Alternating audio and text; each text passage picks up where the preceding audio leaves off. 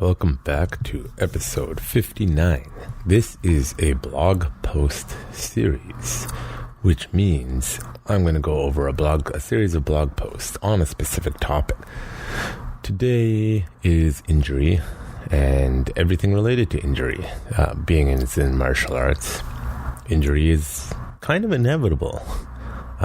And I'll probably add a lot in there about this as much as I can. And honestly, I'm going to relate some of the psychological aspects related a little bit to the COVID situation that's going on. Now, I probably should do a way more research than I am going to, which is little. But I'm speaking from... by research, I mean sitting here looking up the articles, etc., to back anything I'm saying up. You can look up for yourself. I'm lazy. One day when I'm wealthy, I'll have a research assistant. They can do all this stuff for me. But I'm saying things from personal experience, from the experience of students. I have read a lot on a lot of topics. You know, I do have some background in psychology. I do have experience in physical activity since I've been teaching martial arts for a while. I've listened to a lot of podcasts from firsthand sources, not second or third, right? If you watch CNN or you watch any of these media sources, that's not a first-hand source. I mean, actually, the people who did the research. Lots of podcasts out there. You can find that. So keep that in mind. This podcast is brought to you by Urban Tactics Krav Maga. While at the time of recording this, we are kind of shuttered again due to irregular, irrational, inconsistent, ridiculous government policies. Why are you yelling at us? Because you're being irrational and you're listening fear. Anyways, but we do have virtual classes available at this time, although I'll probably keep them going either way, because why not? Metro Vancouver's premier Krav Maga self-defense school for all things Krav Maga, turning lambs into lions since forever. Not really. You can train online, though, on your own time at www.utkmu.com, right? That website's still a work in progress, right? I am one person, limited time, so I can only do so much. But our white belt and novice belt curriculum is up there in its first or second iterations. So you can learn that on your own time, anywhere in the world, whenever you want. That is www.utkmu.com. And also, if you're in Metro Vancouver, why not? I'll throw it out there. Although at the time of this recording, we're still waiting for our shipments, but there's a little bit of stock left. If you need fitness equipment and are in Metro Vancouver, jlfitnesslab.com. That's jlfitnesslab.com. Currently, we have barbells of certain sizes. We're getting more. And bumper plates and a little bit of tri-grip plates left and some puzzle mats. But you can check out the stock we have, and you can always wait because we're literally getting pretty much everything back in stock soon and a few more items. So that's jlfitnesslab.com. And yeah, that's it, I think, really. So anyways, let's go back to the podcast.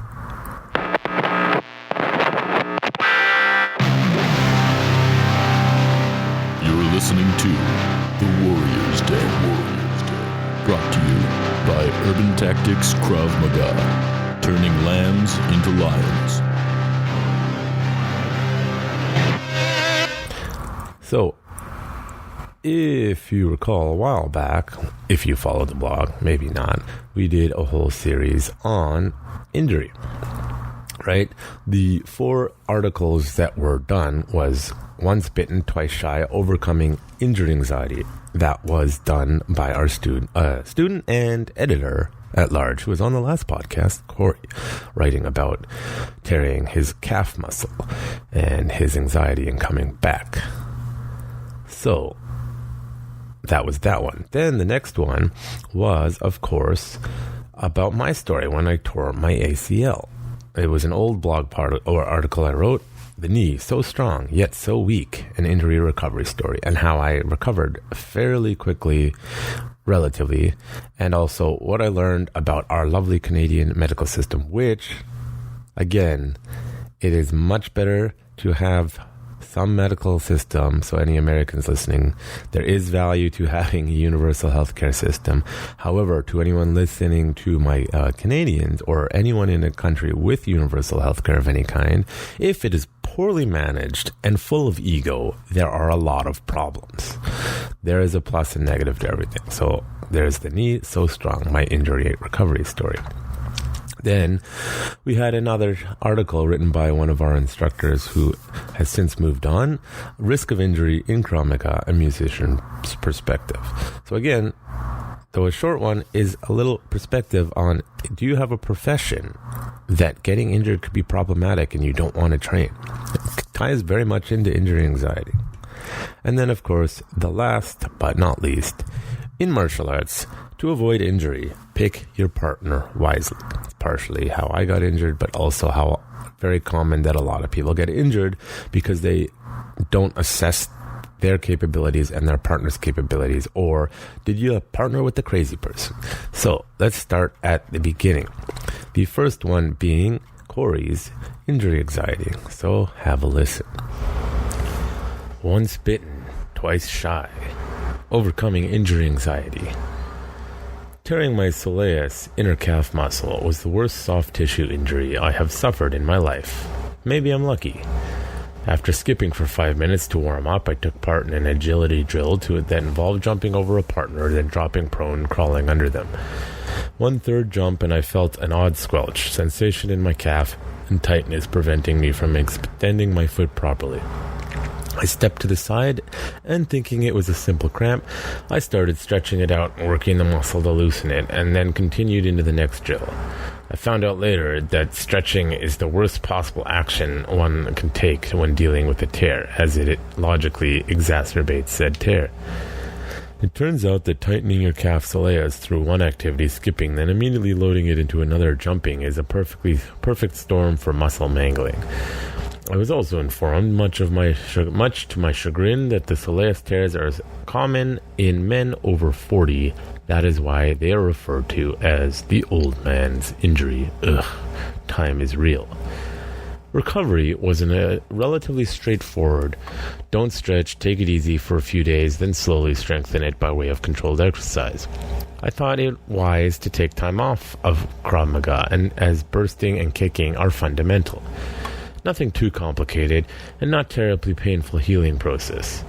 On the road to full recovery, no problems.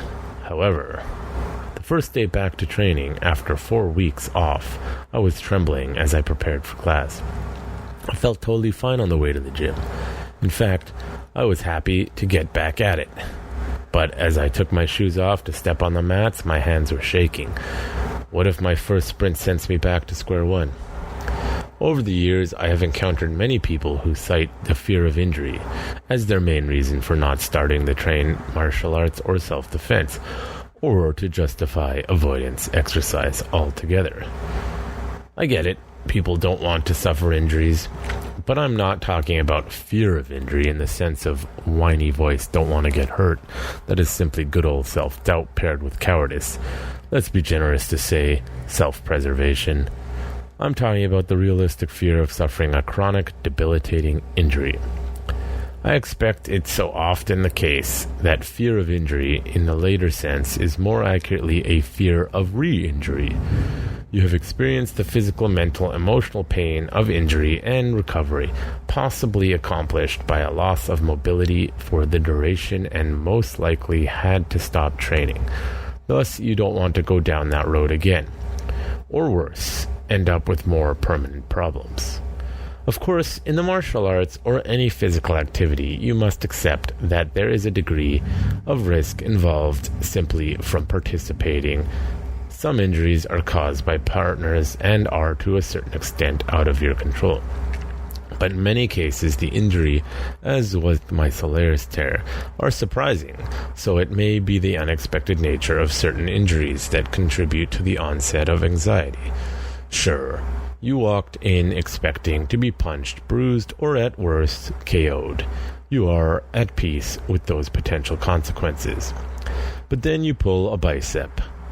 Okay, it could happen. It heals, but not quite 100%. Now you start to feel out weaker along the chain of arm muscles.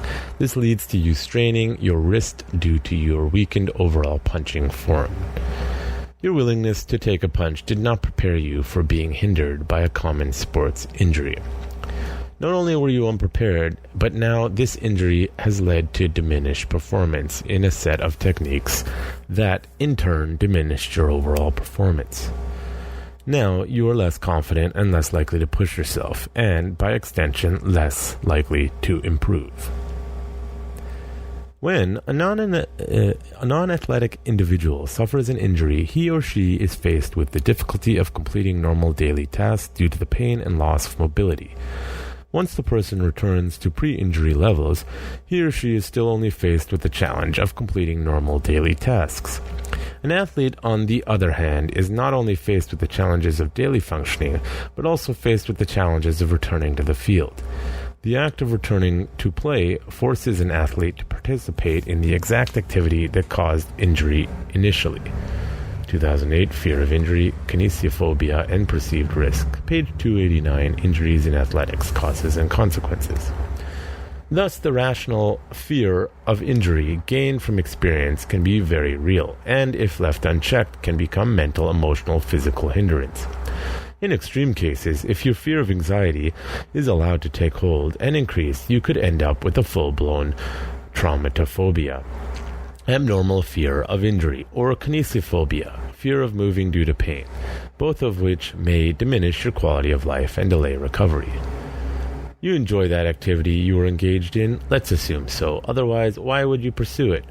But now your recreation, fitness, lifestyle activity has betrayed you, and the joys it provided is replaced by pain and fear. I've been there twice. Trust me, it sucks. So how do we mitigate anxiety? First off, when you are injured, go see a doctor. Have the injury treated if it requires immediate attention, cuts and breaks. If it doesn't require an immediate trip to the emergency room, great, but still see a physician to check related possible hidden injuries, like a concussion. Furthermore, seeing a doctor will help determine the full extent or nature of the injury. For example, is it a soleus tear rather than a calf cramp? You're expertly assessed it as. After receiving a professionally trained opinion regarding your initial injury, you want to take action. While I'm not a fit psychologist, it stands to reason that exerting and maintaining control in activity, engaging in solutions that improves your situation should help reduce the anxiety surrounding the injury or mechanism of injury. While this may not entirely eliminate the possibility of fear, as some is natural, it should reduce the intensity. Be mindful that control, via avoidance, could set you down the path of the aforementioned phobias. Know that in the vast majority of cases, you will heal, and you will get back to doing what you love. Don't give up, don't stop taking care of your mind and body. A positive mindset and an active participation in your own recovery will logically make it easier to face the injury's activity once more in the future. Get checked out. Number 1, get checked out. After the initial injury, you will want to see both a doctor and a physiotherapist, preferably a sports-focused one, if you can. Everyone's resources different. I say both because doctors are great for diagnosing and treating acute injuries, but physio specialists are better for helping you develop and execute a recovery plan. Understand your injury, too.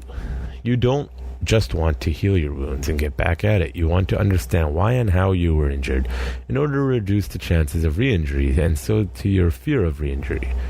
Take the responsibility of learning about the anatomy and physics that got you into the trouble in the first place, and then get better. Sometimes this means understanding basic kinesiology. Sometimes it means learning to keep your hands up in sparring. Set rules and expectations. 3. Be honest about your limitations and create guidelines for yourself in order to stay active in a safe manner. Everyone is different, and everyone requires a different approach to healing and rebuilding. Here are some general considerations. Modify activities. Go slower, engage in reduced intensity or lower impact versions of exercise techniques drills. It is in your best interest to be honest and realistic. For example, in martial arts, it is unlikely that you can train throws, takedowns, or ground fightings while recovering from an injury. But again, it varies based on the nature of the injury. Talk with your instructor, and a competent one will be able and willing to accommodate you. Are you allowed to audit a class? I attend the class, watch, listen, but not participate. This is a good way to stay in the headspace of your activity and while healing. Plus, you will be surprised at how much knowledge you pick up by watching others. What this means, this is an add-in. Show up to the damn class. If you had scheduled, this is me being me, scheduled your normal weekly routine to go to these classes at aforementioned times, whether it be Tuesday, Thursday, whatever, show up anyway. You can get benefit even if you're not doing. And I think as an instructor, I've assessed that this is an issue with individuals of all sorts that feel if they're not doing, they're not learning. This is nonsense. You're injured. Can you safely make it to class during the times you would normally go? If the answer is yes, go to damn class. Doing this a long time, I get tired of reasons. I understand the psychology. I get it. I get tired of the reasons why people just don't show up. Show up and learn. Back to the article. Be realistic about severity. Be aware of how limited you are in range of motion and level of exertion. Are you able to participate safely? For yourself and others, will one wrong step re-injure you or worsen the severity? It may be that some time off is required. Talk to your instructor. Again, you have to know your body anyways. Know thyself. There you go. Yes, more deep self-reflection is required. Are you the type of person who can actually sit down on the sidelines? Will you follow your own rules? If you are like me, possessed of sometimes reckless willingness to go harder than you should, let those around you know your self-imposed limitations and let them help you stay accountable. If you cannot keep yourself reined in enough to train safely, maybe do something else to keep you fit while in recovery. Be communicative with your training partners. Don't let your ego get in the way. Keep active. Number 4. Don't fully stop unless you really have to. Stay off it isn't always accurate. Scientifically informed advice, even coming from a doctor. Broken arm? Focus on your lower body, or use this as a time to start engaging more cardio work. I find that humans have a sort of mental inertia. Stopping fully will make getting back on the horse much harder. Additionally, your removal from any activity allows you way too much time to think and create a void for negative memories of the injury to grow and exaggerate, impacting your comfort level with said activity when you return, thus increasing possible onset of fear and anxiety, if you return at all. Recheck. Number 5. Reassess the injury as it heals. Then reassess the plan for recovery in parallel. Also, don't neglect your mental well-being throughout the process. Consider how you are feeling. What are your thoughts regarding your return to action? Do you feel a creeping dread? Do you feel fine until it's time to go, like I did? Should you see a counselor to help with overcoming the fear of re-injury or anxiety of returning 100%? There are sports therapists who specialize in sports counseling, mental strength training. There's a link there.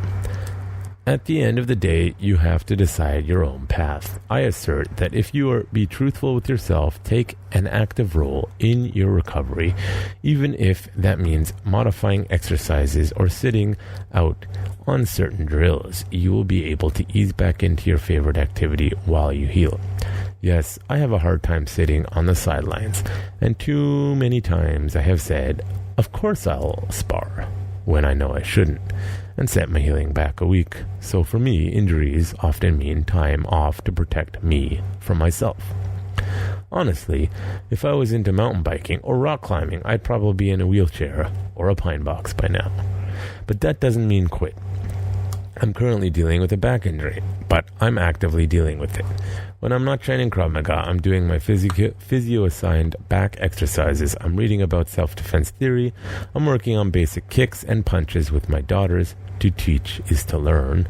I'm running. I'm working on personal training for core strength. I'm focused energy on changing my diet to improve my physical performance. And before I know it, I'm back into the lower impact basic defense classes. Those go well so that I'm planning ahead for where my back needs to be in order to ease back into the warrior classes. and I probably should be auditing the novice caliber classes. Adopt a mindset that is temporary, and you will overcome it as any physical challenge. Some people would say, I was injured while biking, I'll never get on a bike again. But in my opinion, that leaves behind a part of your life that you enjoyed.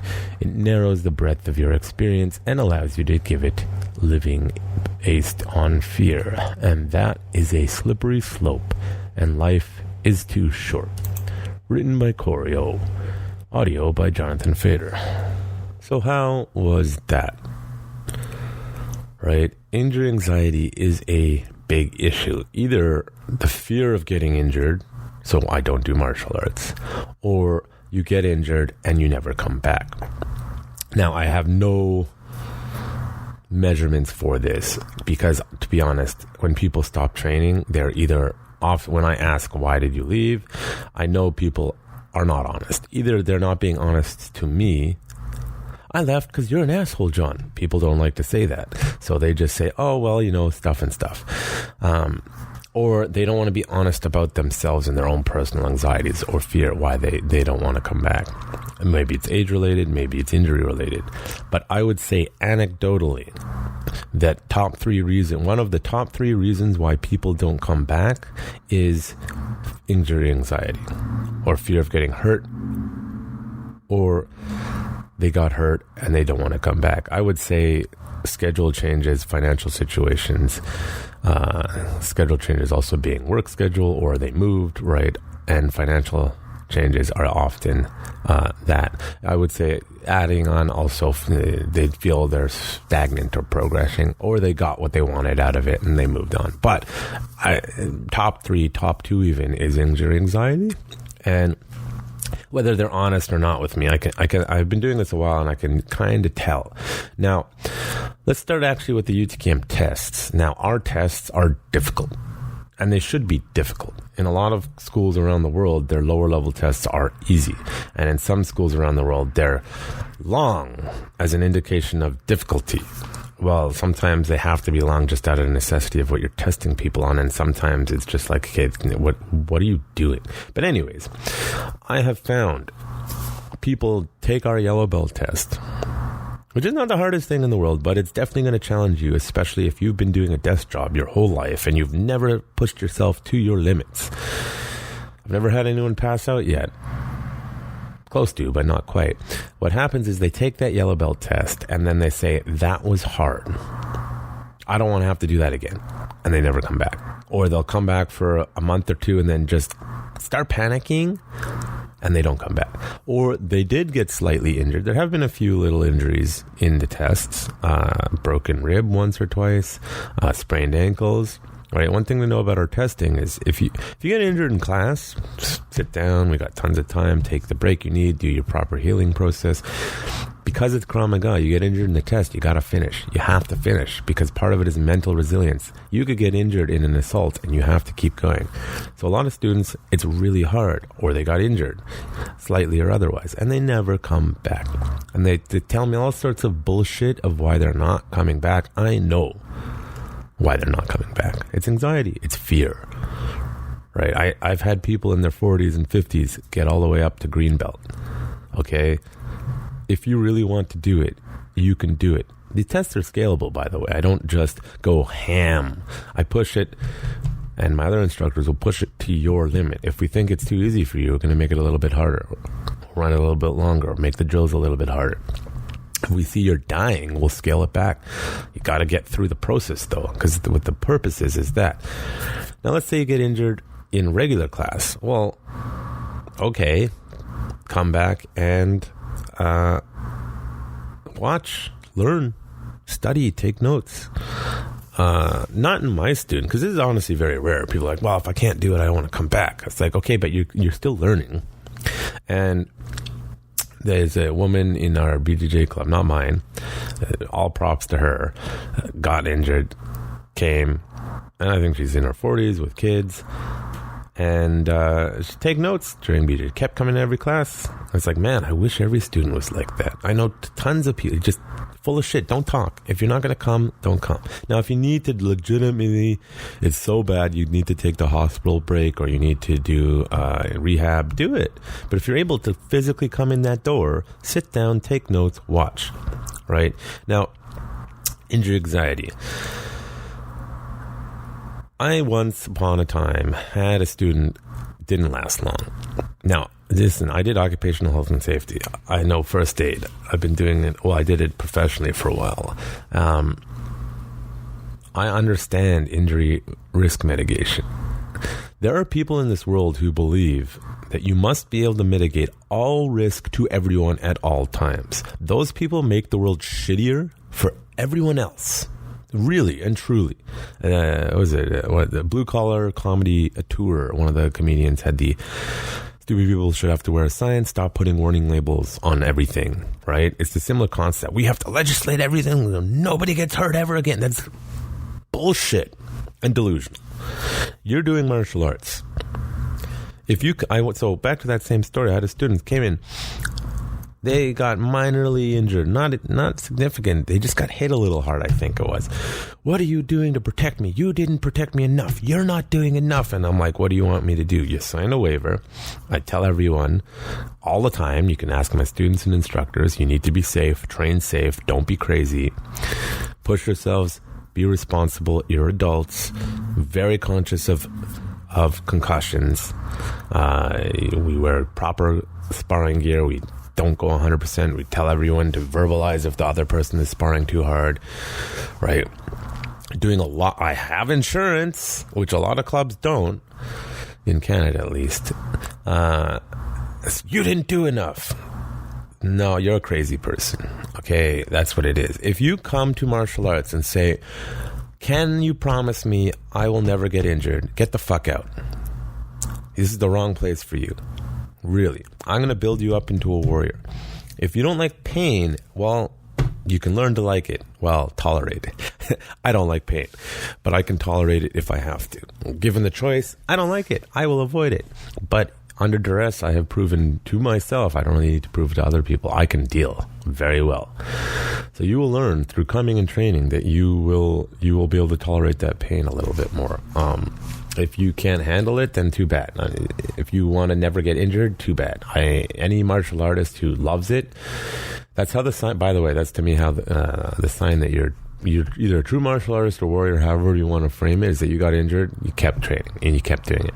Right, I've had broken fingers, a torn ACL, as we'll talk about later, fractures, sprains, popped elbows.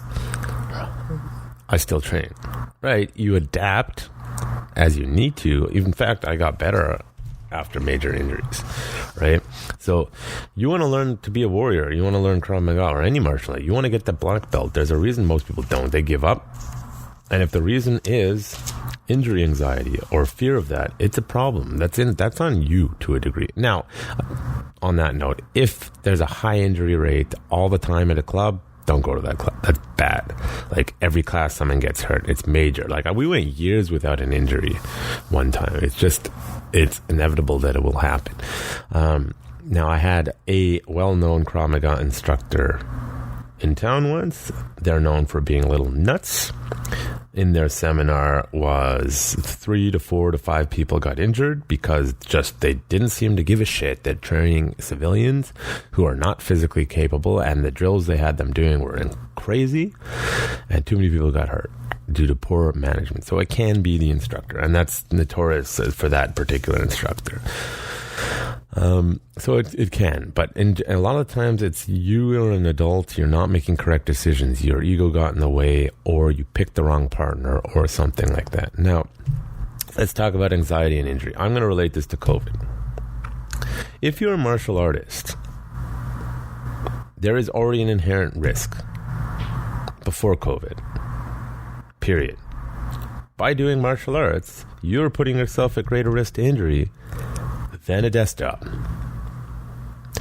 Now, COVID, while is an issue, right, is going to be here to stay. Now, I sincerely hope once the government stop being absolutely insane with their attitudes towards stuff, and I say that because they're not operating scientifically, and it's very easy to prove. If governments were operating scientifically with their policies, the policies within reason, because it does have to vary region to region and legal stuff, governments around the world would be all following similar policies within reason based on law and regional needs. They are not. You are seeing the similar results relatively at one point or another all over the world, whether you lock down or not. If you lock down and lock everybody in their house, of course no one's going to get it. The moment you open up, if the virus is not eradicated, which it won't be because it's an mRNA-based virus, like a cold or flu, so stop saying it's not, everyone's going to get it again. They are not operating scientifically. If it is an RNA-based virus, which in the human history, we have never come up with a true vaccine to cure or eliminate an RNA-based virus, it is not going away because they evolve too quickly. By the way, in the history of man, give or take, up until recently, the fastest they ever came up with the vaccine was 3 years. So if you're talking about, say, polio or measles or something like that, that is DNA-based, does not change very rapidly. It could maybe 1, 2, 3, 4, 5 years change. And it takes 3 years. You can come up with a vaccine quick enough, get the population up to what I forgot the name for it, but 95 herd immunity. 95% herd immunity. People who are vaccinated will eradicate the virus. And you're seeing in places like LA, because of all the left-wing anti-vaxxers, by the way, some of these extinct viruses are popping up again.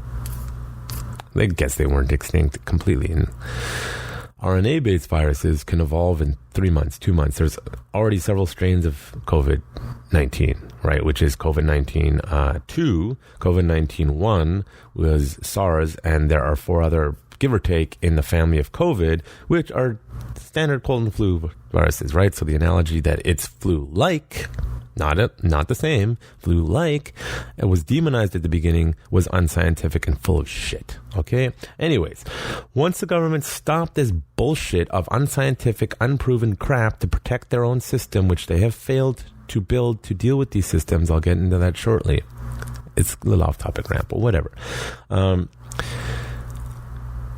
If you still don't come back after that vaccine is released, you have to realize you have injury anxiety or fear of being infected with COVID. But if there's a vaccine, as they keep saying, well, we'll be fine. Well, it's not going to eliminate the virus, but it should give you enough confidence to come back. And again, COVID-19, still mostly elderly people. In Metro Vancouver, they announced numbers over the weekend. Highest deaths ever. All in elderly homes. Seems to be it's the staff bringing it in, not visitors.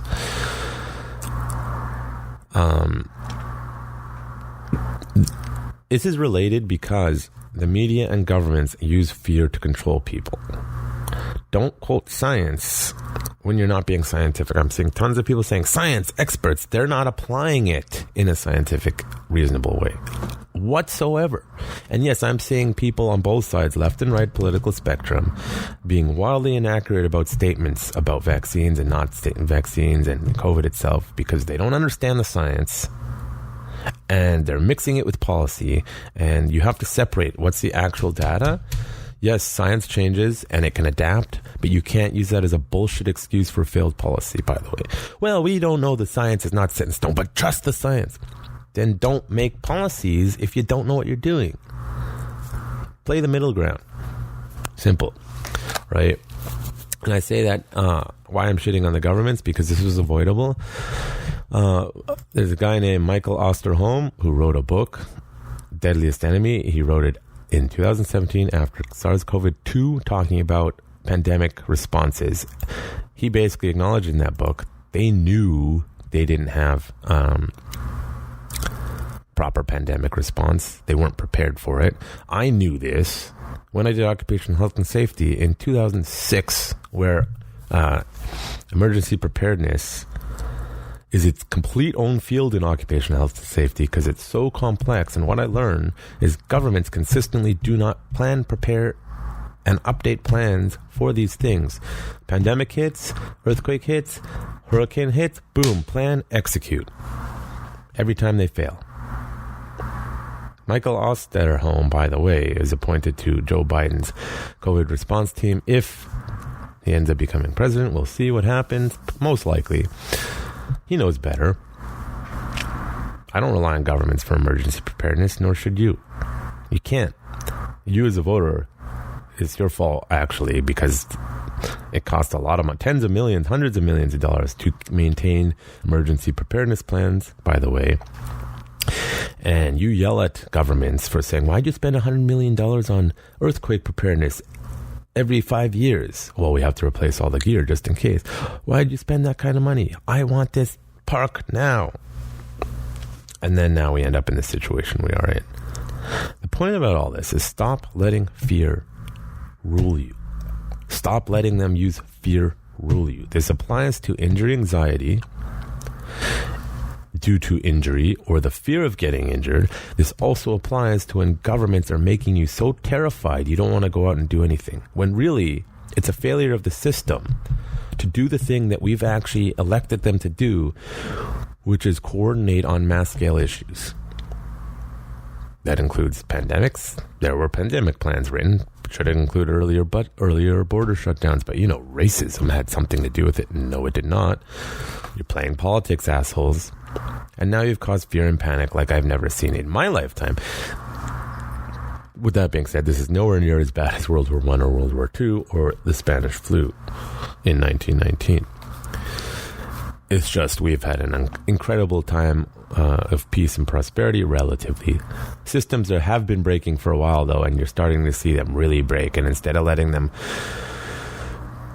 sort of fix themselves, they're trying to control everything, which includes your fear. And I'm seeing people being completely irrational. People who respect me know that I know what I'm talking about with regard to science within reason. No, I'm not an expert. You don't need to be an expert anymore, because you can look up what the experts are saying directly and consistently because of the damn internet.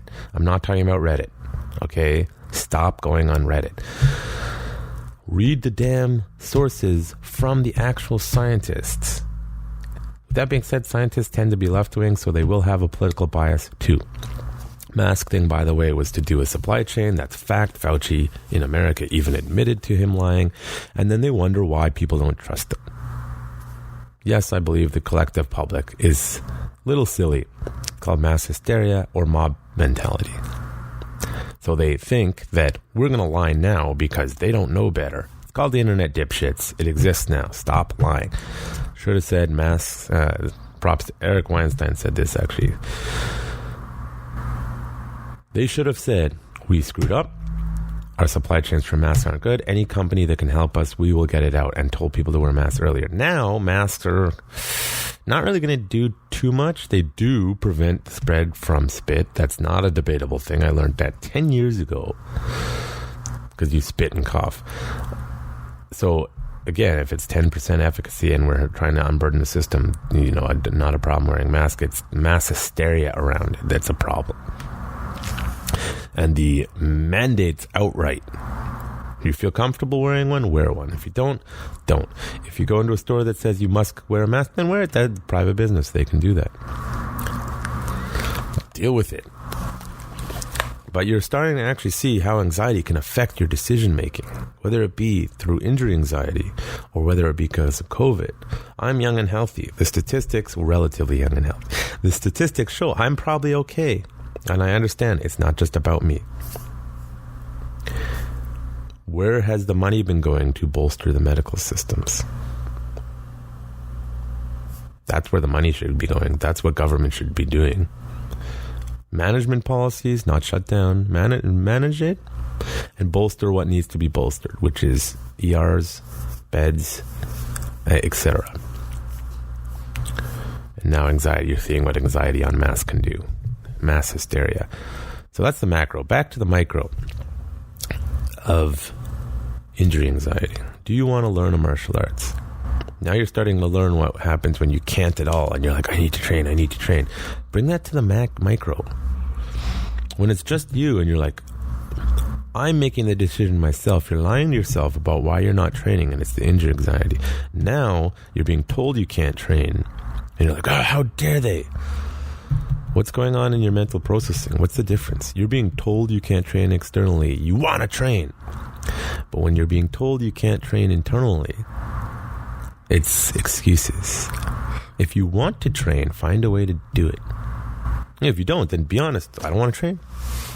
I have some students who message me once in a while. They're full of shit. I'd come back, but I'm thinking about coming back. No, fuck off. Don't send me those messages. Walk in the damn door and start training. If you're looking for my permission to come back, I'm just going to tell you to train. Well, the door is open. Well, not right now, but the door is open. Come on in. What's the difference between you being told externally you can't train and internally? Other than it literally external, internal. It's the same result. You can't train. Do not let fear and anxiety control your life that you can't do the thing that you want to do. A lot of people, especially if you grew up in the 80s, well, that's a little bit before my time. I want to be a ninja, Bruce Lee. I want to be a black belt. Awesome. Dude, 10 years. If you're really athletic, maybe 5 to 8 in one type of martial arts. That's how long it takes. So all the McDojos out there, which exist in Krav Maga, go fuck yourselves for lying to people about how long and how hard it is actually to do. 8 to 15 years on average for a legitimate black belt. And that's consistent, reasonably consistent training at least twice a week. Preferably more, but at least twice a week. You're going to get a little injury stopping you, a little bit of age. You just change a little bit how you train. You'll get there. Don't let the test scare you, in UTKM specifically. You only have to do it once, hopefully. Well, 5 or 6 times. But each time you'll be a little better. Each time it's a little easier. If you psych yourself out because anxiety, you're not achieving the goal. I think anxiety and the inability of individuals to deal with their anxieties is actually the biggest pandemic of this age. Social media is making it worse. That's the real pandemic, is anxiety and fear. Fear has always been around. And we can't actually realistically measure how people were anxious a long time ago. It's hard to say, but it's causing bad decision making. It's causing panicking. It's causing people not to do what they want to do. It's causing people not to execute their life plans. If your life plan is, I want to be a black belt, then train. Oh, you got injured? Do some rehab, come back, ease yourself into it. But if you let the anxiety win, you'll never be a ninja. So, the next one is, of course, the knee, so strong, yet so weak, an injury and recovery story. This is a response to last week's injury anxiety. It's a republished one, so here's the foreword. This piece was originally written and posted on January 12, 2017. It has been updated and re-edited for 2020. Last week, our editor posted about his experience with injury in martial arts, as well as injury anxiety in the post, Once Bitten, Twice Shy, Overcoming Injury Anxiety. As a martial arts artist and instructor, I can say without a doubt that fear of injury and injury anxiety are a common, if not most common, the reason why people abandon their martial arts journey. For some students, it is a situation they experience, witness, or hear about in class that pushes them past their comfort zone, which in turn triggers this fear or self-doubt, and they stop coming. For others, they suffer an actual injury and never come back due to this fear. Then there are those who finish our first test, which is very hard, and they no longer want to continue because the fear of further challenges sets in. To me, however, getting injured and coming back stronger is a sign that you may in fact be a true martial artist or warrior. No one ever said it was going to be easy.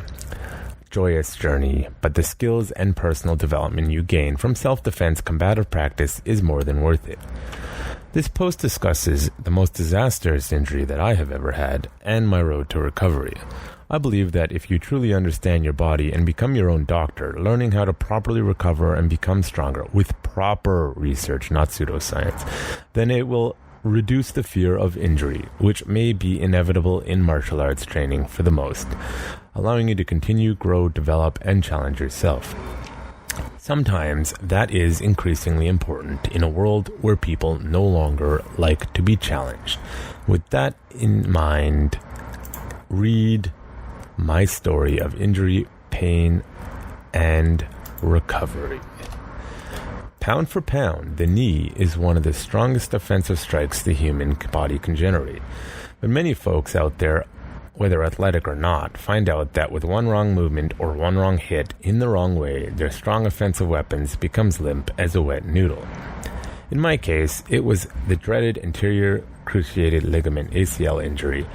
I'm not even 30 and my knee is already going. Now at the time I'm reading this, I am 33. Do your math. Woo. This can easily make a person feel old. It reminds me a line spoken in a word piece, Wear Sunscreen, by Australian producer Buzz Luhrmann, in which the advice is given, be kind to your knees, you'll miss them where they're gone. There is a video in the actual post. Here I am, supposedly in my prime, and my ACL is torn on one side, making me feel like an old man as my other knee is going too. Ironically, I'm surprised they lasted this long. As a rifleman, light machine gunner, and sniper in the IDF, I often carried far too much weight for my little legs and knees to handle. Add to that all the road running I used to do, I guess my knees had a good run. Pun intended. People are constantly shocked by how quickly I recover post-injury and post-surgery and get back to regular activities. I'm usually met by skepticism and rolling eyes when I tell people, don't worry, I heal fast. As the doctor said, it's people like you I worry about the most. I'm not Wolverine, X-Men, and I don't have a mutant healing factor or other superhuman resilience. In fact, I don't really even consider myself very athletic. One of the reasons I was drawn to Krav Maga, so why should I heal any faster than anyone else? The truth is, I don't heal any faster than the average person, but I have a theory as to why people think and say such a thing. Let's begin by breaking down the injury and recovery. First, I would like to be critical about our medical system, even in Canada. We have a broken medical system, in my opinion. Generally, doctors are experts in acute injury diagnosis and treatment, but when it comes to post-injury recovery, they are almost clueless. They do not employ a holistic approach and rarely understand, to the level that they should, aspects of medicine and healing. In Canada, though our medical care is largely covered, and I say largely because there are still costs, there is a serious shortage of qualified professionals and equipment. In my case, when I was injured, I knew there was something more serious than it's just a sprain. The doctor assessed it as. There is a meme about the Canadian Universal Healthcare. Long waiting periods, etc. Also, the requirement for doctor signatures, this is an add-on, by the way, doctor signatures over everything else, even those other qualified practitioners in other fields, such as physios, etc., should be able to assess properly. Anyways, the day after my injury, my doctor was overbooked. It happened late at night, so I went to the ER instead, which had a long wait time, as usual, due to overcrowding. Finally, after several hours, I see a doctor only to be told they think it's just a sprain. They sold me some crutches and prescribed me light painkillers. A week later, I finally managed to see my regular doctor and was told something similar. The idea of an MRI scan wasn't even mentioned until I went to a physiotherapist, which was covered by our WorkSafe BC coverage because it happened at my work. So we have WorkSafe coverage. I'm not going to get into that topic right now. This is appalling to me because, as far as I know, the sooner a proper accurate diagnosis can be made, the faster a surgery or rehab can happen, and the faster I can heal to recover. All these things would lead to a better experience for both the patient and medical professionals, with lower costs for the medical system overall. So why didn't I get an MRI right away? Well, if you're unaware, the whole nation of Canada has fewer MRI machines than some individual cities in America. This results in a long wait list, and even when you can get bumped to the front of the line through WorkSafe, there is still a resistance to sending you to the private clinics. If I had been sent for an MRI within 2 weeks of my injury, as I should have happened, after of course swelling went down, they would have discovered that I had a seriously torn ACL and meniscus. But since it took about 2 months to get an MRI, albeit it was faster than the normal 6 to 9 months wait, they would have discovered it sooner and not wasted time thinking about it was something less serious. This means that even in a country like Canada with so-called advanced medical system, there are serious problems and really cannot rely on the advice of just one so-called medical professional. I mean, they are, but ego, etc. A lot of times, these people are tired, overworked, and too accustomed to patients who exaggerate their symptoms. This is why I say it's important to know your body properly and don't be a hypochondriac. Although in my case, I was under-exaggerating my injury since I have a high pain tolerance, so they assumed it was nothing, despite the details I was verbally indicating. Basically, what that means is you need to act like you're in total ridiculous pain for them to bother, which is insanity. Anyways, back to it. When I finally had the MRI, I was referred to a specialist. Once I saw the specialist, things moved forward rather quickly. Her question was basically, so when do you want to see the surgery? Oh, MRI shows it's busted. Okay, we can get you surgery. Yay. Back to the main topic about my not Wolverine healing abilities. Here is one of my theories as to why people have the perception that I heal fast on average. One of the biggest problems in the medical system is the overprescription of painkillers. In my opinion, this is one of the main hindrances to how fast a person can heal and get back to normal activities. When I am teaching my kids Krav Maga classes, I often leave every little bump and every little scrape becomes a big deal to the kids, and I always teach the children that simple lesson. There is a difference between pain and injury. Pain is your natural body's way of giving you feedback to assess whether something is possible threat. However, it is a very simplistic system and doesn't always know the difference between something that is actually harmful and something that is not. As a reasonably developed species, we should be able to use our conscious mind based on our experiences and mechanism of the pain to know if it is just hurt or actually injured within reason. I always tell my students that pain is good and injury is not. You should fight through pain when it is just pain, but stop when pain is related to an injury and take care of the injury seriously. Thus, I am not a fan of painkillers prescribed by doctors. Generally, medication should only be used when necessary, such as taking acetaminophen for a fever or Nyquil or Dayquil for a serious cold. It should only also be used as long as needed, which is usually a day or two. For some people, a little longer. Of course, pain tolerances are different. Yet doctors often prescribe 2 weeks to a month or more of serious heavy-duty painkillers, which can be highly addictive to a lot of people. They tell you the maximum you should take and for how long, which means that you should not take any pills you are given. All the pills you're given, but people still do. Which leads us to the issue with painkillers and other meds. By taking painkillers for longer than you need just because you are prescribed them, it dulls your body's natural pain response and you can no longer hear your body's feedback. Eventually, if you take them too long, your body's pain threshold will have shifted and your overall tolerances to pain without painkillers will have been reduced. By the way, this is the start of an addiction when it comes to painkillers, as you will constantly be trying to maintain your new pain threshold baseline, which is now only achievable through the pills themselves. This is why heroin, when medically supervised by doctors in hospital, is a better pain alternative than morphine and is less addictive. Yes, you read that right, but I won't get too sciencey. The fact remains that the layperson's understanding of painkillers and other meds is dramatically limited. You can go look stuff up these days, so it shouldn't be. Addiction issues aside, there are two main problems. Either you diminish your ability to feel when pain becomes injury, then you push yourself too hard, or you become docile and don't know when your injury is ready to begin rehab because you no longer know the difference. This is why post-injury and post-surgery, I rarely take painkillers for more than 2 to 3 days. I typically only use them to help me sleep and overcome the initial acute pain, which is often a bit more than I would like to deal with. Although if it's anything related to the head, like when I had facial deviated septum, I couldn't sleep, so yeah, I took them for 2 to 3 days. Anyways, however, even if I walk with a limp, I would rather get rid of the medication as soon as reasonably possible than to rely on things like crutches and lose my body's natural senses and abilities. Generally, in both studies and anecdotes, evidence shows that the faster you get back to regular movement within reason, the faster you can heal yourself. The body is both an inefficient piece of junk and an amazing machine.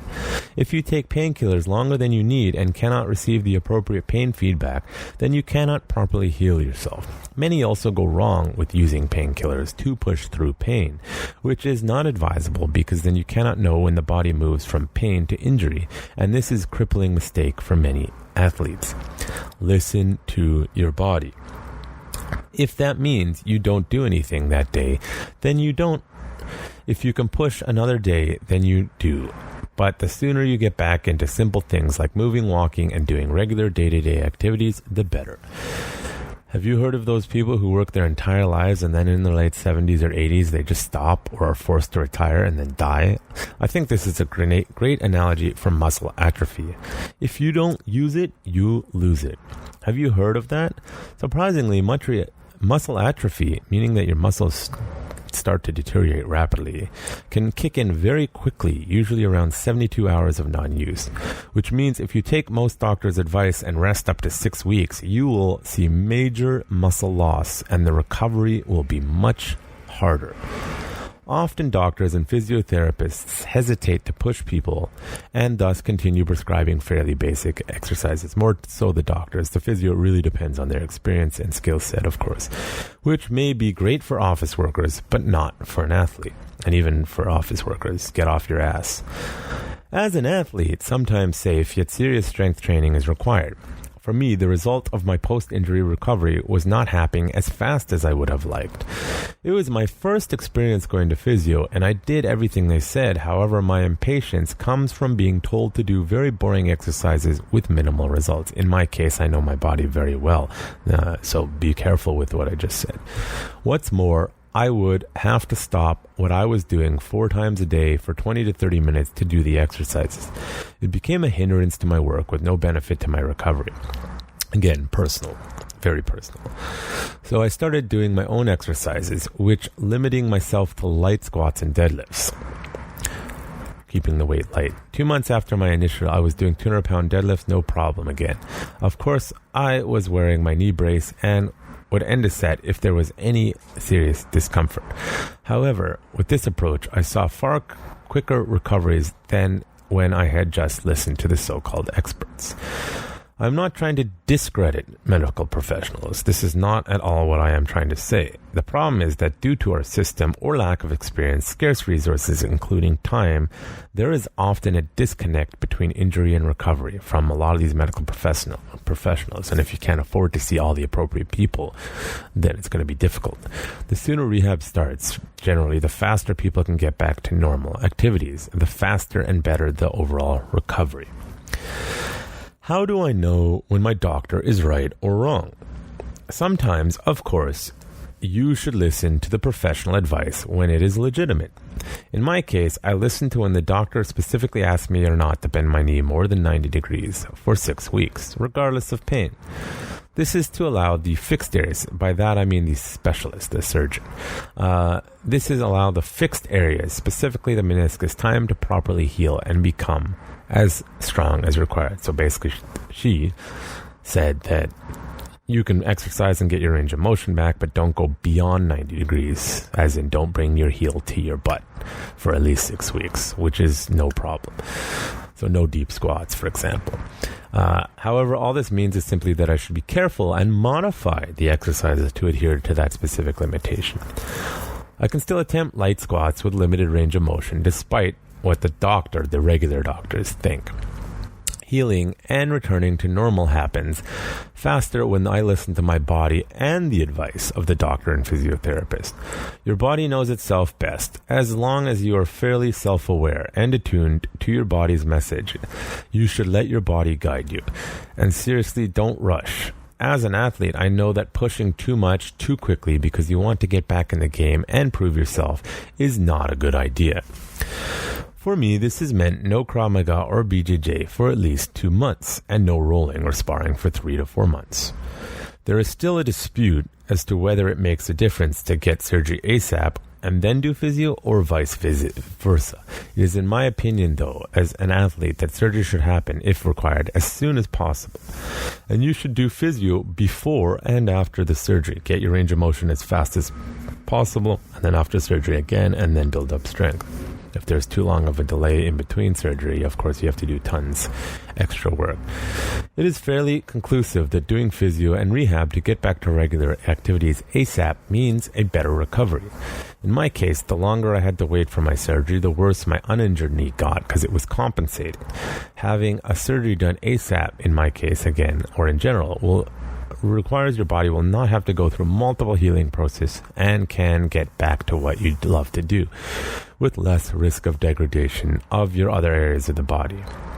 So stay off the painkillers when you don't actually need them, get moving and get healing. When it comes to injury recovery, push when there is no pain and rest or stop when you feel pain. Through time, you will know if the pain is related to injury or if it just hurts. Remember, pain is fine, injury is not. That is my secret. Simple, really. Written by Jonathan Fader. Audio by Jonathan Fader. Okay, so that was my story about my knee. It's an example of training partners, which we'll get to earlier. My skill level wasn't high enough. I was trying to muscle through a much larger individual who's way more athletic than me. It's physically dominating and physics won, right? So you have to be careful on that. I also learned about the medical system. I've talked about this before, but it's just like you need to learn to be your own doctor. Now, if you don't understand basic medical stuff and basic science, then maybe you shouldn't be your own doctor because you're going to get it wrong a lot of the time. Now, I told doctors so many times something's wrong. Now, again, our system with the MRIs is problematic because there's not enough MRI machines. All this money getting thrown into other areas of other countries and blah, blah, blah. Buy more MRIs, you motherfuckers. You will make people's quality of life so much better. Oh, you have a soft tissue injury. Boom, MRI. Instead of doctors feeling around like a bunch of assholes, do the damn scan. And then you can stop wasting actually time and money and people's lives to fix the thing properly. When you identify what the actual problem is, which a lot of times doctors don't actually they're identifying symptoms or they're guessing. When you actually really truly figure out what the actual issue is, you can heal it and get back to training as quickly as I did. Granted, they did do a newer type of ACL surgery on me, which seems to be the standard now, where they just reattach rather than replace. So I did heal quickly, but it's also because I kind of ignored what I was being told to do, not ignorantly, not like, I'm going to do what I want, but because I knew they weren't being logical. That we need you to build muscle. We need you to build muscle, rebuild muscle, rebuild muscle. Cool. How do you rebuild muscle? Usually with weight. You need to put strength training, which means building muscle through putting weights on you. And the doctors, don't do it. No, don't do anything. Just sort of walk around. That's it. How am I going to build strength? Even my physio, who was more an expert on soccer rehab, was like, no, don't put too much weight. And I ignored them. I stuck to what the surgeon said, which was don't go past the range of motion from this point. I think they know what's going to cause it to tear again. But I still did weight. I did like quarter squats instead of half squats, full squat. Eventually I got to half squats. And eventually I got to full squats. I was not back to my normal self. My body didn't adapt properly for at least a year. And I wasn't 100% for another year and a half. But I was able to start training again relatively quickly, doing drills, no sparring for, a few months, but in jiu-jitsu, for example, or other stuff. But I was able to do it. Even when I tore my ACL the first time, I still managed to do stuff. You do need to get your range of motion back first, which requires you to get the swelling down first, then you can get your range of motion back. And then you can start weight bearing. There is a process. The doctors and physios often will tell you don't do enough because they're concerned about individuals who go ham right away because of ego, and especially athletes. You really got to know your body and you got to know your ego. Don't push yourself so hard to get re-injured because a lot of people do re-injure themselves within the first 6 months. So you got to be careful of that. But you need to know your own body and you need to know when you're being bullshitted because they're like, we don't want you to come back. We don't want to see you here again because it costs the medical system money. So we don't want you to do anything. In fact, they're doing detriment to you. I had to do physio twice. Should have done it once at the expense of our medical system. So cut the bullshit. Do the scans. Understand how this actually works. Doctors are not physios. Doctors are not nutritionists. There's huge gaps in doctors' knowledge base a lot of the time. And they don't want to admit it because I went to med school for 10 years and it was hard and I have an ego. Fuck you. You don't know much about nutrition. They're starting to change that, but not yet. You don't know. You can't diagnose soft tissue from feeling from the outside. Sorry. We have technology now. Get over yourself. Very few can, I should say. There are probably some who are excellent and can do it because they're so experienced and they are actual specialists, but generally not. You need to be your own doctor. Time after time and time again. By the way, again, if you don't understand basic medical or how the body works, then maybe it's not a good idea. But there's a reason they often say go get a second opinion. Go to one doctor, go to 2 doctors, go to 3 doctors and see. Not just shopping around for what you want, but if you really feel like something's wrong, then you might be right.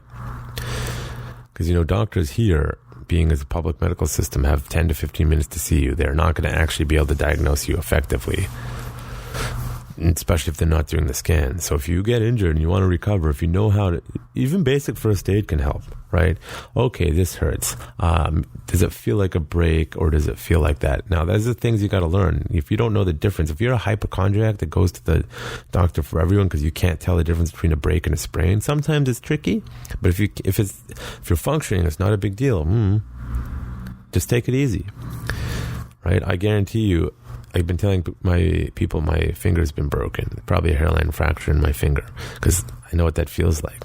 It's not bad. I just tape it up. If I go to the doctor, what are they going to say? Wear a huge splint for 8 months. I won't be, or not 8 months, like 6 weeks, 2 months till it heals. I won't be able to use my finger. It might break anyway again. So I just manage it. Inevitable nature of doing martial arts, right? I can have my full range of motions. I just make sure to tape it up.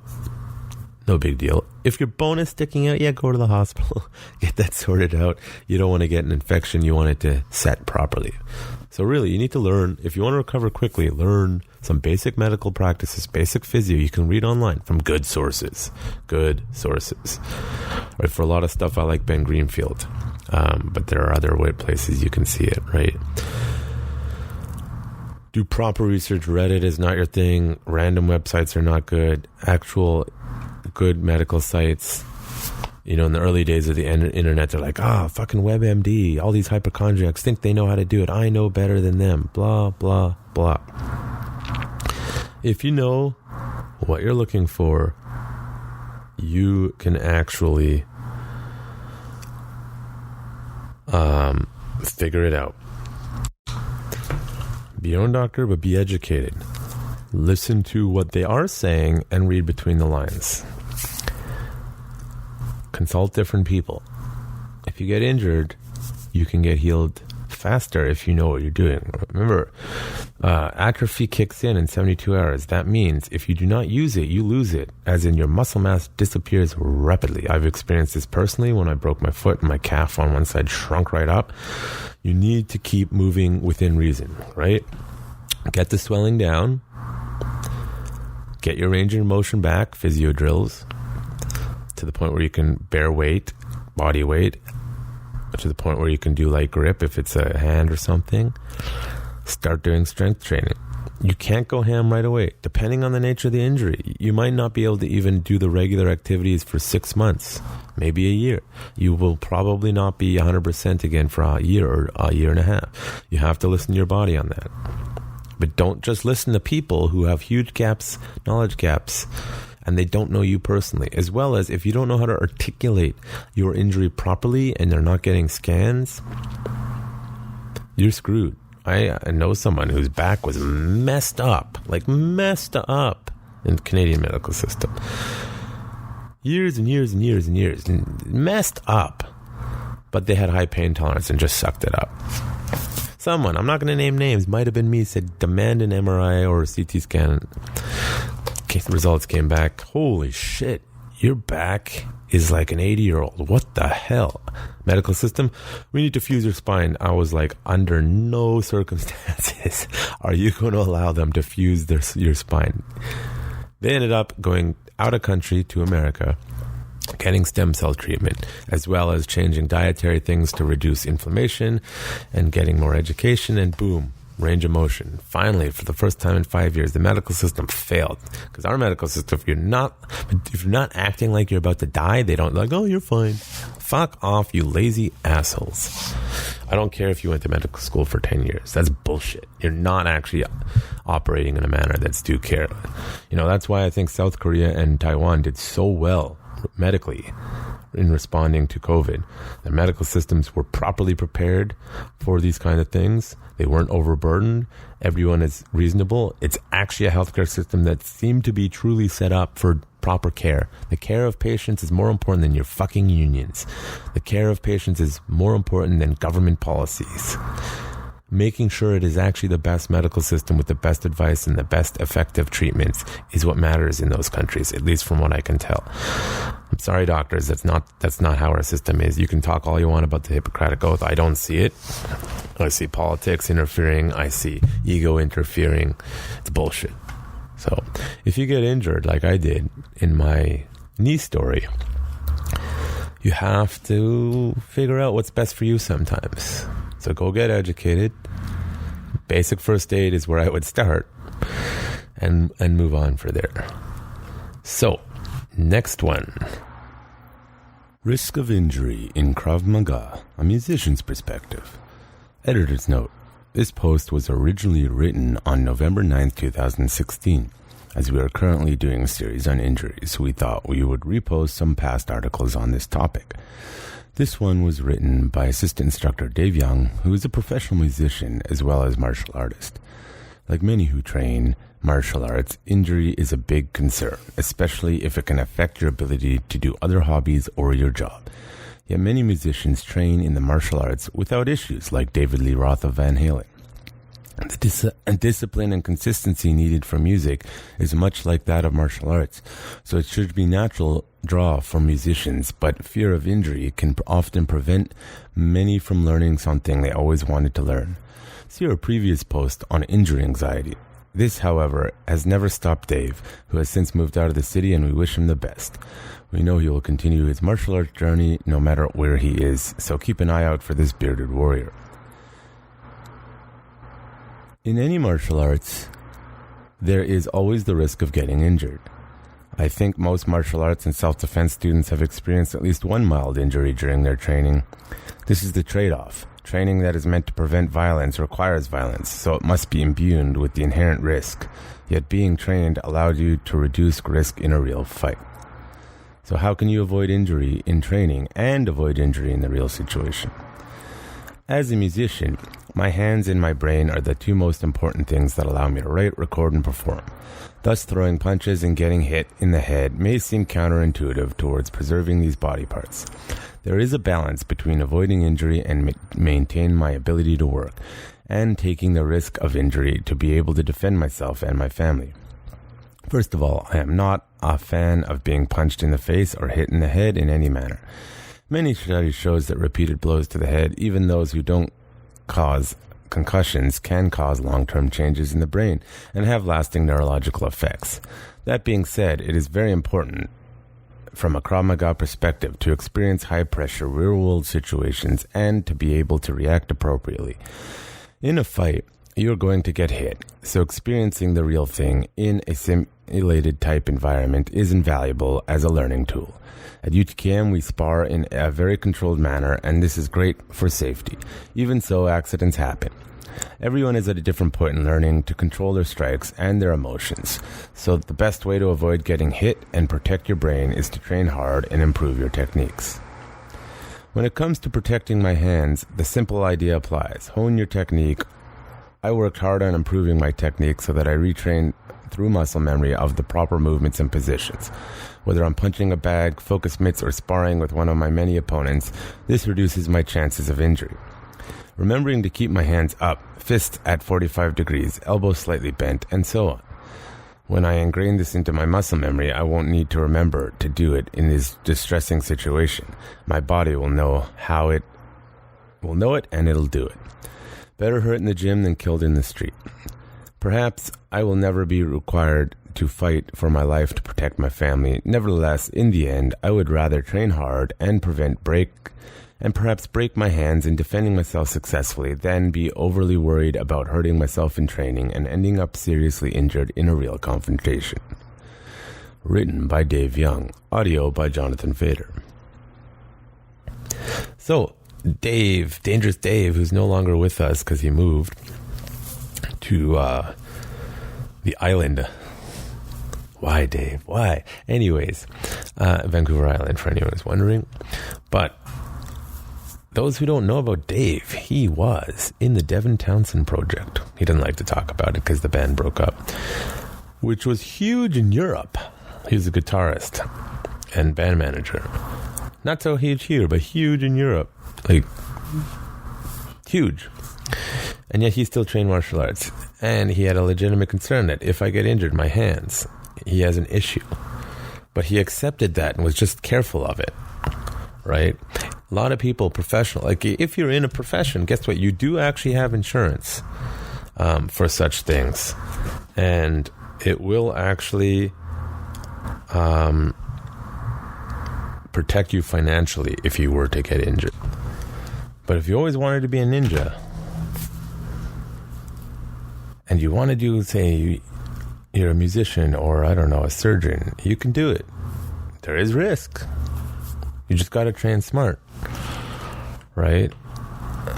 It is important that you're smart about your training, right? And I think actually in the first week of Dave's training, he broke his foot. And then he came back, if I remember. Became one of our top instructors. But as he said, better hurt in the gym than killed on the street. Now, on the other side, there's a very, very famous jiu-jitsu instructor who's well-respected and comes from a well-respected family that has a program for Hollywood elite actors, etc., where they can learn jiu-jitsu without ever sparring properly because fear of injury. And they get ranked up. Now, this program has been widely criticized, even by other stars who do proper training, that it's not producing seriously good results. There was a famous actor, Ashton Kutcher, who got his black belt from this individual. Brown belt. And everyone is just like, he's not a brown belt. This is bullshit. So, yes, your fear of injury is valid because you have a job to do, but fuck off. Do it properly and train properly, but be careful in your training and only train with those who you feel comfortable with. Which brings up the next one, injury and partners. To avoid injury, pick your partner wisely. Recently, we have been doing a series on injury in martial arts from emotional aspect to recovery. In this one, we're going to discuss one way to help preventing injuries. That is, learning to pick the right partner. The reason for this is the right partner can make your training experience even better, whereas the wrong partner can make injuries happen. In Krav Maga and other martial arts, there is a phenomenon referred to as the spastic white belt. These are individuals who are chaotic in their movements or are much bigger than others and try to muscle their way through everything, even though they do not know the technique. This odd species of new student is common in any gym, and while it is ultimately the instructor's job to manage them, you have to watch out for them and know how to protect yourself. You are, after all, an adult. Thus, you can make adult decisions. This means when it comes time to pick a partner, know who you would like to be with to optimize your training. Of course, if you are new, then the instructor should be assigning you a more experienced student to work with in order to help you guide through the process. Although sometimes it's simply the luck of the draw, as the instructor has no control over who shows up to any one class. Beyond that, when an instructor says, find a partner, that's when you need to act swiftly to pair with a person or persons who you know you can train effectively with. Often, what happens when the students are told to get a partner, everyone kind of looks around and waits. But this is how you often end up being picked last and getting stuck with someone you and everyone else didn't want to be with. By the way, if you're the person that no one wants to be with, figure out what the hell you're doing wrong. If you are lucky, the instructor will be on point and notice your discomfort, or they don't like the pairing due to size or skill and will change it for you. However, once again, you're an adult and there is only one instructor usually, so partner picking really becomes about ownership and taking responsibility for this very important task. What things should you consider? 1. Have you trained with them before? This sounds obvious, but it isn't always. If you have trained with someone before and you are comfortable with them, then try to partner with them quickly. Or if you have trained with someone before and you didn't enjoy it, then try to avoid them, as politely as possible, of course. If there is a big issue or valid concern, make sure you talk to your instructor. In general, you want to partner with people you feel you're comfortable with so that you are relaxed and focused while learning, and therefore can train properly. Although Krav Maga is going to make you feel uncomfortable either way, so yay. Number 2, have you seen them training before? If you have not trained with a person, then have you seen them train with others? If not, then ask yourself, were you practicing proper situational awareness? If you were, then you should have some idea if they're a good option for you based on their actions and reactions of their past partners. 3. Is their size and skill appropriate to the drill?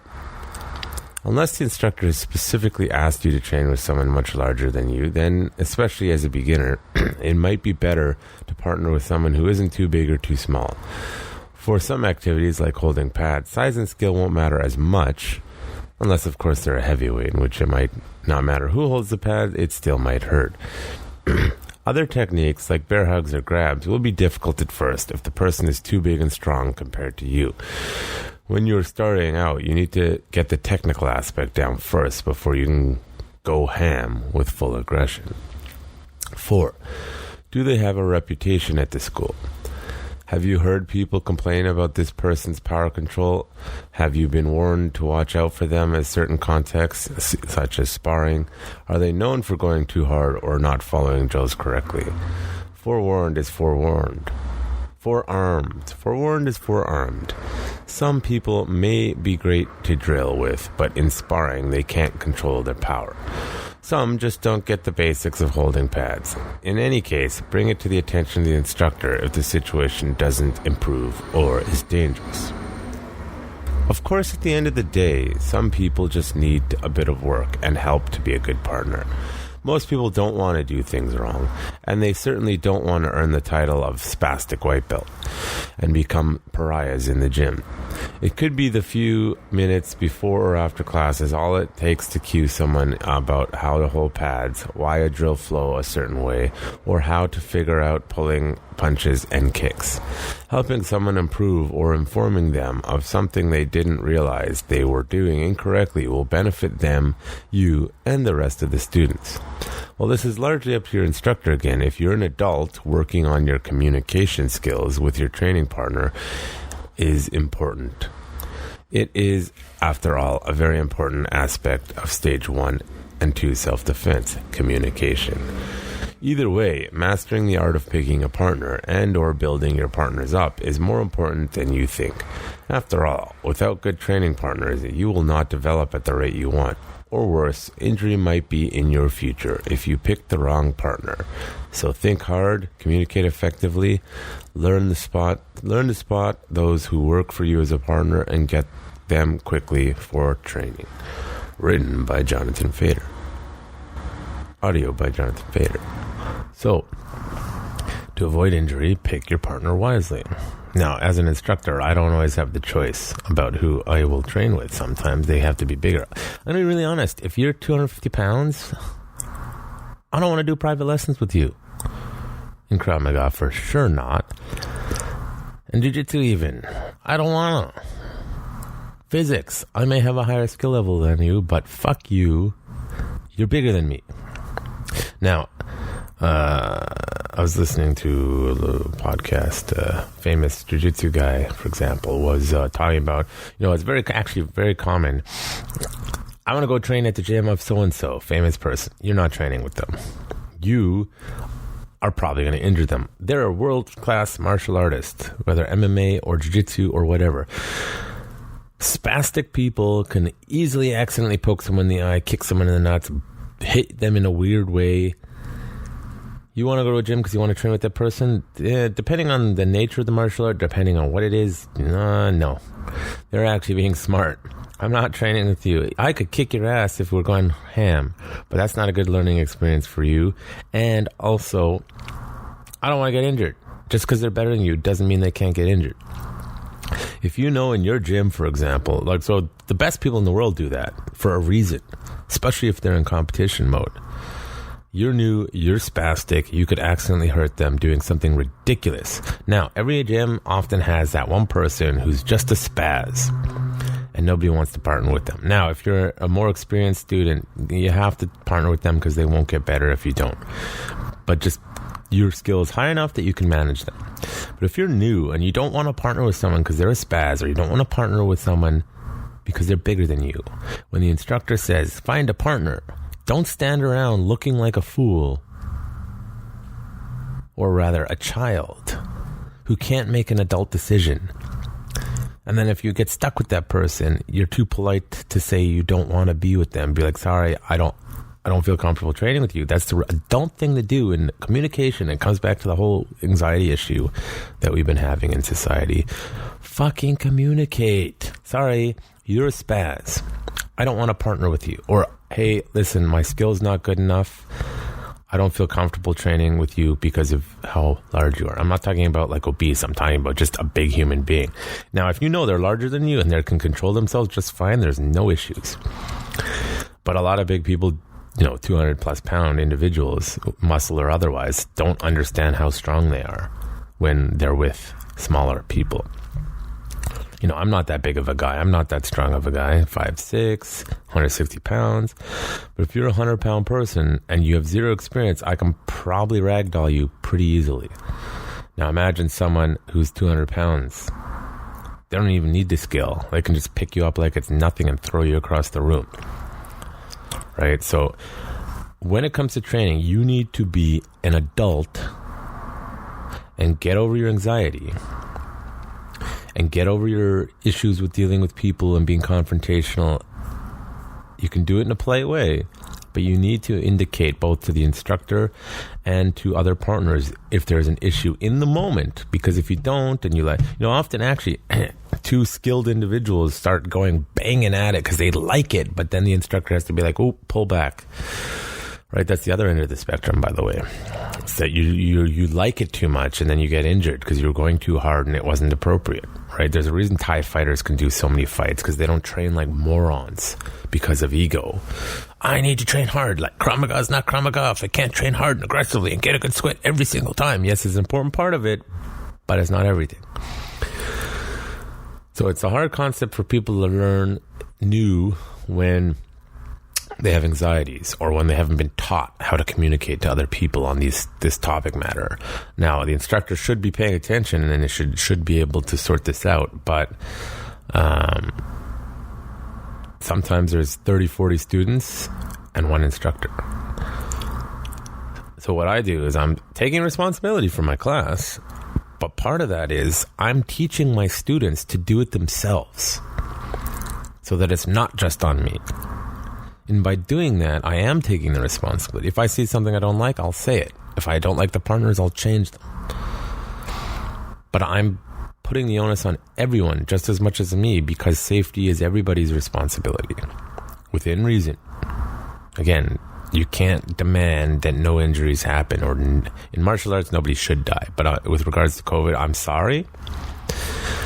You can't shut everything down just because some people are going to die. People die every year for all sorts of reasons, and our fear of death is crippling when it comes to policies. And it just results in bad policies. Right? It's just a reality of life. Maybe, and I don't say this too often publicly, maybe do more shrooms. As relating to Johns Hopkins studies with regards to cancer patients who are terrified of death, and all of a sudden they're okay with it. it's not, and by the way, fear of death is not an irrational fear. It's a very reasonable and rational fear, but you can't allow it to override every aspect of your life, especially when you're younger. Anyways, you need to be an adult. You need to learn to communicate. You need to pick your partners wisely. And hopefully you'll avoid injury from that reason. So, this topic was covered from several different perspectives. Again, if you don't like something I said, go research it yourself from multiple goddamn sources. And if you don't know how to read a research paper to know if it's even a good research study, well, I can't help you there. A lot of scientists can't even seem to do that right nowadays. A lot of PhDs. Just because you call yourself a scientist doesn't mean you're practicing science, because there's a very specific method to doing it properly. Otherwise, it's not goddamn science. But anyways, that's a whole nother topic, which I can't be bothered to sit down and write a coherent argument, because that would require research and me actually writing a paper and then reading off of it. Otherwise, I just do my ranty normally stuff. But injury is a reality of martial arts, from the physical and the mental. And if you want to do it, you're going to have to learn. If your body's weak, you can make it stronger. If your mind is weak, you can make it stronger. You can minimize and mitigate the risk of hurt and injury. You can't eliminate. So keep that in mind and train safe. So that was our podcast on injury from our blog posts and some rants that have been added in. Don't forget, when we can operate normally and our government ceases to be irrational in their silly application of all the rules, then you can come train with us at www.urbantacticskm.com, or you can train online at www.utkmu.com. You can also find us on Twitter at Urban Tactics KM, Instagram Urban Tactics Krav Maga, Facebook Urban Tactics Krav Maga, and I guess Parler now, but I haven't really put anything up yet. So, that's at Urban Tactics KM, I think. So thanks for listening.